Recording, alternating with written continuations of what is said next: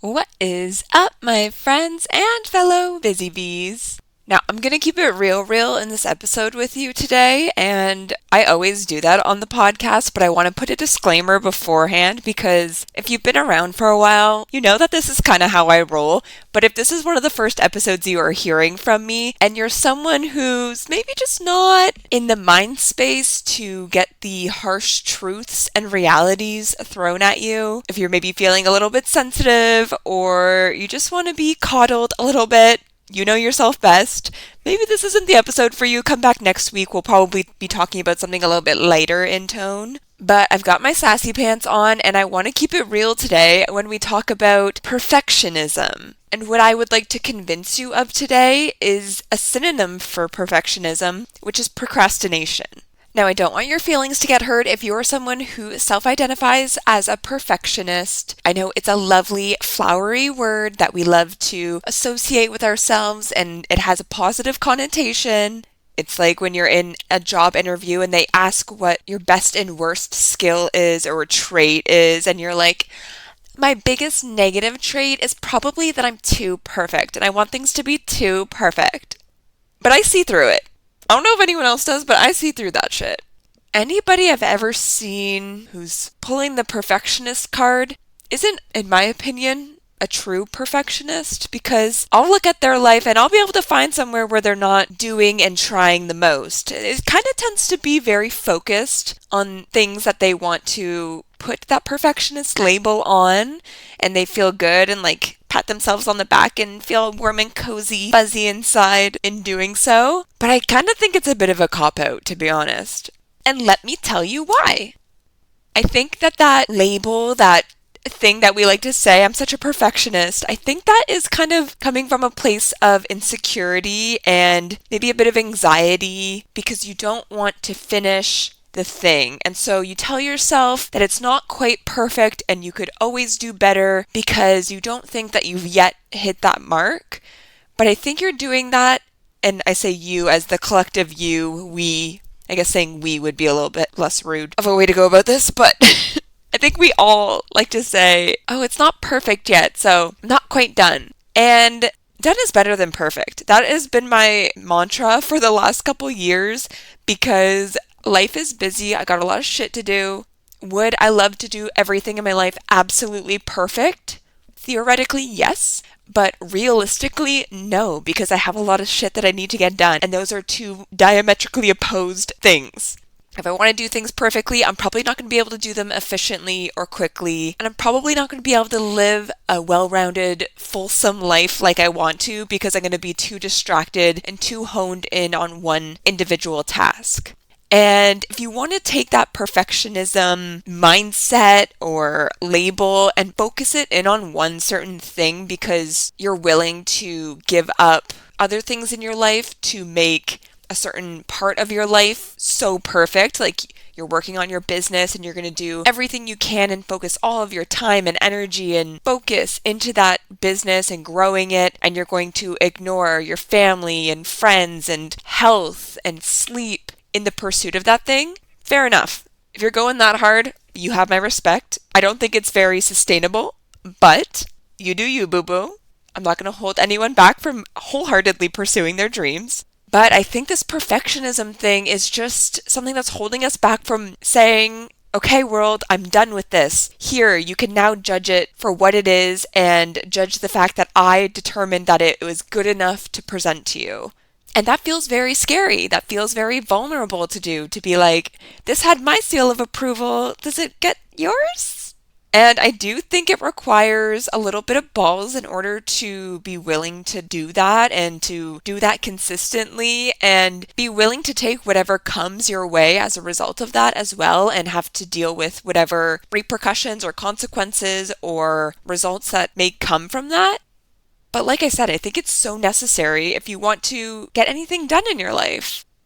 And I think there's two different types of quote-unquote perfectionists. One of them being a little bit more useful and productive, and one of them being more in that realm of procrastination.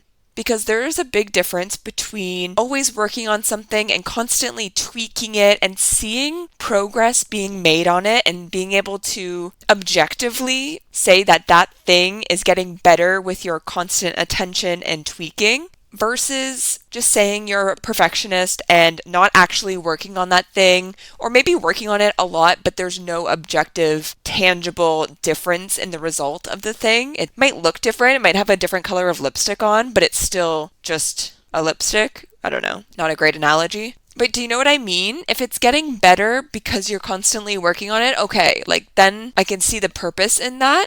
But also, even in that instance, maybe ask yourself if the marginal increase in the product, given the time allocated to it, is worth everything that you're putting into it versus the amount of time, energy, products, whatever it is that you've already put into that thing as a whole. Because if you are dedicating an extra 30% of your time and money and energy into that thing for only a 2% return on that investment, by whatever metric you're measuring that, monetary, satisfaction-wise, happiness-wise, whatever, then that doesn't really align. That's kind of not a really good investment if we just look at it in a financial sense or a numerical sense. You know, those numbers don't align. So also ask yourself whether or not it's worth putting in that extra large amount of stuff in order to get a little itsy bitsy more positive return. And maybe that is worth it for you, and maybe you think that that little itsy teensy bit is going to put you ahead of everybody else in your field.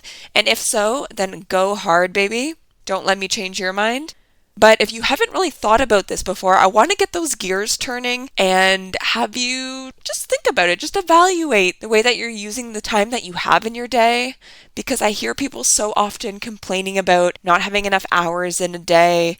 But then I see people doing things like this, or wasting their time scrolling on social media or watching. I'm so sorry. I feel like I hate on reality TV so often on the podcast, but it's always like the first example that comes to my mind. If you're a reality TV connoisseur, no shade at all, I promise, but I hear people talking about not having enough time in their day, and then I know that they've watched 15 seasons of Real Housewives, and like, that doesn't make sense to me because it doesn't seem like a super needed thing to have in a day. You know what I mean? So it's a matter of time management. It's a matter of getting real with yourself and being objective when you look at these things. Am I a perfectionist, or maybe am I using that as an excuse to procrastinate on this thing? Because you can spend a lot of time doing something, but not really ever do anything. You know what I mean? When you take on a new project or a hobby, or you're planning out a trip or something like that, like something you're like, I'm going to do this thing. You know what? I am going to be someone who flips furniture. You know what? I'm going to do furniture refinishing. I have seen so many people online doing it. It looks really easy. I have a desire to do it. You know what? I'm going to do it. And you start planning. And planning can always feel like you're doing a lot of something because you're doing research and you're curating a list of products and a list of tools that are needed, and you're taking in all of this information and this knowledge and learning, which is important. We love to learn. You should learn something new every single day of your life. But if there's no action that follows that, then there's no result. And so you're just procrastinating. You can spend your time, you can spend your money, you can read and learn, but if you're not actually doing the thing, then the thing's not actually getting done. You know what I mean? It's the mental masturbation of stroking yourself by just watching content and consuming video after video, but not eventually turning that into anything, or not turning that into anything in a reasonable amount of time. It can feel productive, but it's just productive procrastination. I was listening to a podcast earlier today, actually, and I'll mention the podcast at the end of this episode because I got a little Mel's motivational message out of it. But it was an interview with Alex Hormozy, and he had shared a super easy productivity hack that I thought I would share with you guys. So he says, instead of spending time, quote unquote, getting in the mood to work, just start working. Confront the work. People think that they need perfect conditions to start, when in reality, starting is the perfect condition. because you can do all of that planning and then maybe you're not motivated to actually start and you're like, you know what? On Monday is when I'm going to start because then I can get all these things ahead of time and I'll get all planned out and ready. And then Monday rolls around and, it's kind of dreary out and I'm not really feeling motivated and maybe I'll just like push it another day or maybe I'll do it later this afternoon and this morning I'll focus on me and you just kind of keep pushing it, but you just need to start because motivation isn't something that just emits from you organically. It's created by action. So you can't wait for that motivation to come to do the thing. I'm going to use an example from somebody that actually reached out to me on Instagram not too long ago. And I'm using this as a specific example, but many people have said a variation of this thing to me. And if they are listening, this is no shade at all to you because I have heard it from so many people, but it's something that kind of got my gears turning of putting together this episode because I think it demonstrates this so perfectly. So this person had reached out and they had asked some questions about doing furniture makeovers. I don't really remember what it was. I think it was something about tools or something. And they said that they've been watching a lot of videos and learning a lot about doing furniture flipping. And they're really excited and they're going to start doing some flips in the fall. And they reached out to me in January and they said they're going to get started in the fall. And I said something along the lines of, I answered their question, we chit-chatted a bit, and I said, just FYI, I recommend you just start because you don't need a lot of tools, you don't need to invest a bunch of money in all these things, but just start. And their reasoning was that they are living somewhere right now where they don't have the space to do it. Fair enough, that may be the case, but also, if he wanted to, he would. You know what I mean? You can start with tiny pieces, you can get one little nightstand and do it in your bedroom. If you really want to, you can make the space. In my opinion, just the way that I go about the things that I do in life, I always find a way, right? It's never a no. It's just a how do we get around this or how do we figure it out? I'm very driven in that way, or some may call it stubborn. But if you really want to, you would, right? That's the way that I kind of look at these things. And so I'm not going to push back too hard on someone who has that mentality and, that's their life. It makes no difference to me if they do or don't do it or if they wait 8 months to do it.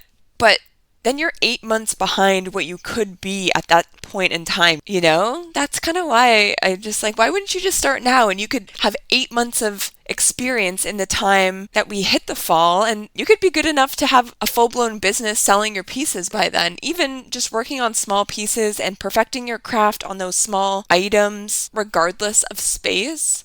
Or you can spend the next 8 months watching videos and reading and building it up in your head and purchasing products and purchasing tools and spending money and doing that mental masturbation and that's it.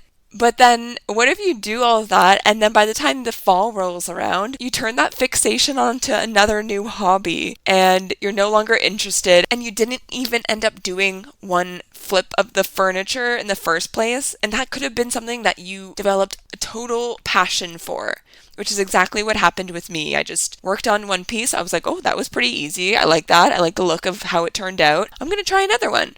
And then same thing, rinse and repeat. And over time, people started buying the pieces. I was like, oh, maybe this could be a business. Started researching that, created the business, learned as I went.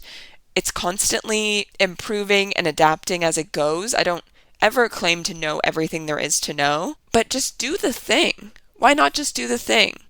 And I think so often it can just be that little hyperfixation that you really get into and you might have all the plans in the world of actually doing the thing, but before you invest all of that time and definitely all that money, because you can end up with so much shit that you don't even end up using, and then it just takes up space in your home and you feel cluttered and chaotic in your brain as a result, just start small and do the thing. I do know that one way that ADHD or neurodivergency can show itself is through that hyperfixation on certain hobbies or different things that you really dive into and hyperfixate on and learn everything about and then kind of move on after however long.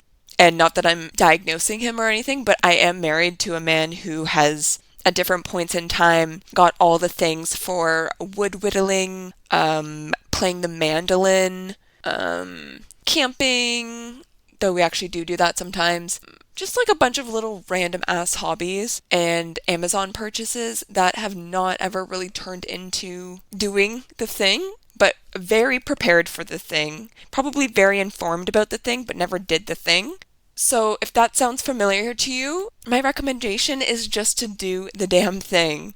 Just try it, because then you're going to know one way or another whether you actually like it and whether it's worth investing more of, even if it's just your time or your mental capacity into it. Because there's so many things out there in the world to learn about. The internet is at our fingertips. We literally have all of the world's knowledge within a couple clicks of a keyboard. So that's kind of overwhelming. Like, we can learn how to do pretty much everything and anything, or now have artificial intelligence tell us how to do it. So it's easy. It's so easy to just want to learn all the things and jump around to all these different things. But there are things out there in this world that can light you up and ignite you in ways that you did not know was possible before. There are things that can interest you and drive you and motivate you like no other, and maybe you haven't found that thing yet, but it's out there and it's waiting for you to find it. So rather than dedicating the next 8 months to something that you may or may not actually even like to do yourself, why don't you try it now, and then you'll know whether or not it's time to move on to a different thing. To that thing that's going to feel organic and natural and enjoyable, and you're going to wake up in the morning excited to do. That's furniture refinishing for me. I wake up in the morning and I think about the piece that I'm working on, or the piece sitting in the garage that I am excited to start on that day. I'm thinking about what's next or design ideas, and it gets me out of bed in the morning. And if you don't have that thing yet, it's out there and you can find it if you're being intentional and trying to look for it. So remember that that action is the only thing that is going to create that motivation to do the thing, try the thing, finish the thing. You don't need to wait for the motivation to hit you to do the thing.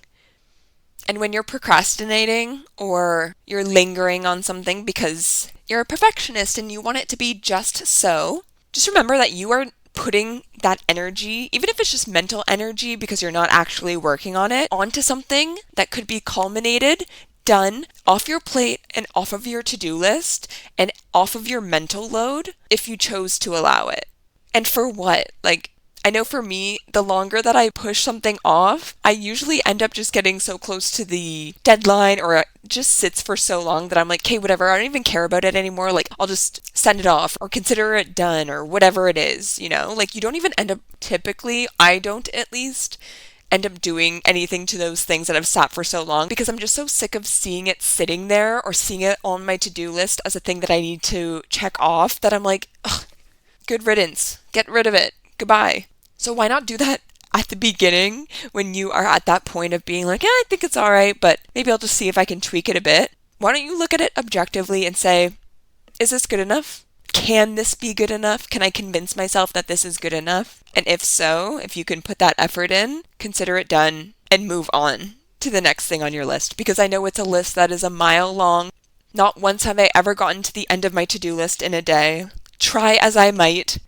But having this done is better than perfect mentality has definitely got me closer to doing so. And something you may not know about me, I love little motivational messages. They always get me fired up, and I keep a running list of ones that are especially catchy or speak to me in the Notes app on my phone. So I end every podcast episode with one that I've noted down over the years, in hopes that you leave our time here each week feeling inspired, motivated, and ready to take on whatever comes your way this week. And I hope that's the message that you took from today's podcast, that you are motivated and inspired from it. You're not offended. You're not feeling like I was throwing shade at you. I know it can be a harsh truth and a harsh reality to hear sometimes, but I do think that it's important to hear it sometimes, and I will always happily bring it to you with a smile on my face and love in my heart. So this week's most motivational message is, I think, originated as a tweet from Chris Williamson. Remember tweets from Twitter? Who is she? And Chris Williamson has done other things in life, but he has a podcast that I listen to. It's called Modern Wisdom. And he had a tweet about doing the thing or getting the thing done that I would like to read to you. So he says, here is a list of things that are not doing the thing. Preparing to do the thing isn't doing the thing. Scheduling time to do the thing isn't doing the thing. Making a to-do list for the thing isn't doing the thing. Telling people you're going to do the thing isn't doing the thing.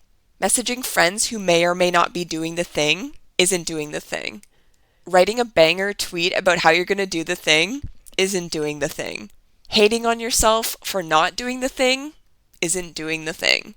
Hating on other people who have done the thing isn't doing the thing. Hating on the obstacles in the way of doing the thing isn't doing the thing. Fantasizing about all of the adoration that you'll receive once you've done the thing isn't doing the thing. Reading about how to do the thing isn't doing the thing. Reading about how other people did the thing isn't doing the thing. Reading this essay isn't doing the thing. The only thing that is doing the thing is doing the thing.